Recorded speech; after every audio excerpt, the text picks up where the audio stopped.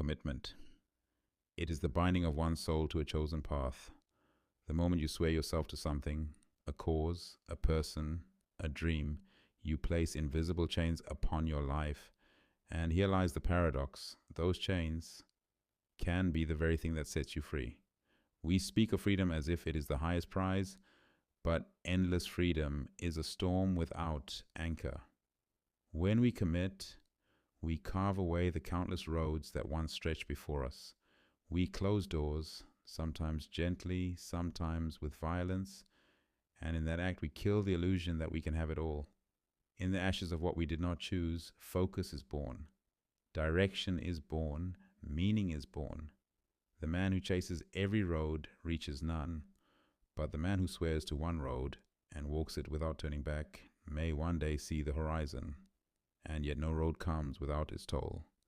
Every oath you take will demand payment, sometimes in coin, but more often in pieces of yourself.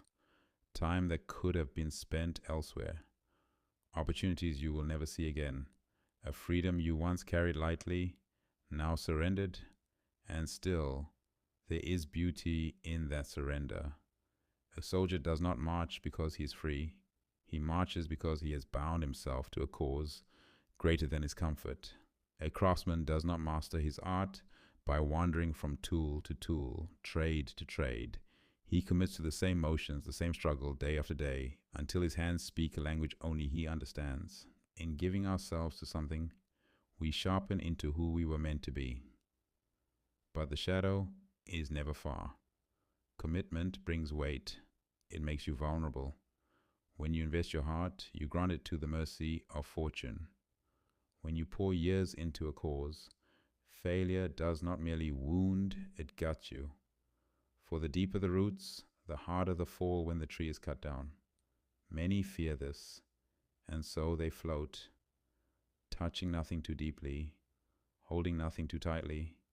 They are light as air, and they drift as air, never bound, never anchored, never shaped. But here's the cruel truth. You do not escape commitment by refusing to choose it. Wait long enough, drift far enough, and the world will place its chains on you without your consent. A job you never wanted will become the cage you cannot leave. A life you never built will become the prison you maintain. If you will not commit with intention, then you will commit by accident.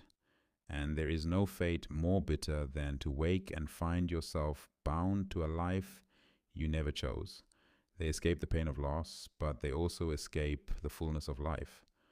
For a life without commitment may be painless, but it is also weightless, and weightless things are easily blown away. So understand this. Every oath is double-edged. The good cannot be torn from the bad. To take the warmth, you must take the burn. To taste the joy, you must bear the risk of sorrow. The two are woven together as surely as night and day. This is the choice before you.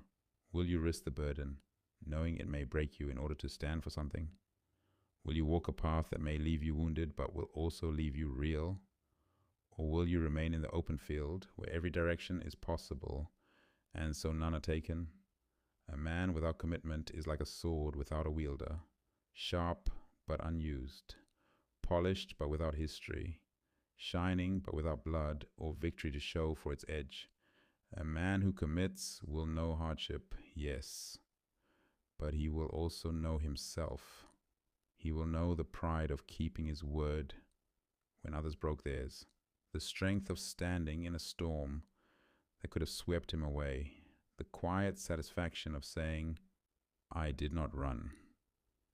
And so I say this, commitment is not about comfort, it is about becoming.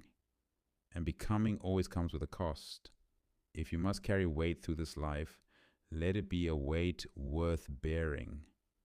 Choose your chains, for in the end, we are all bound. The only question is to what?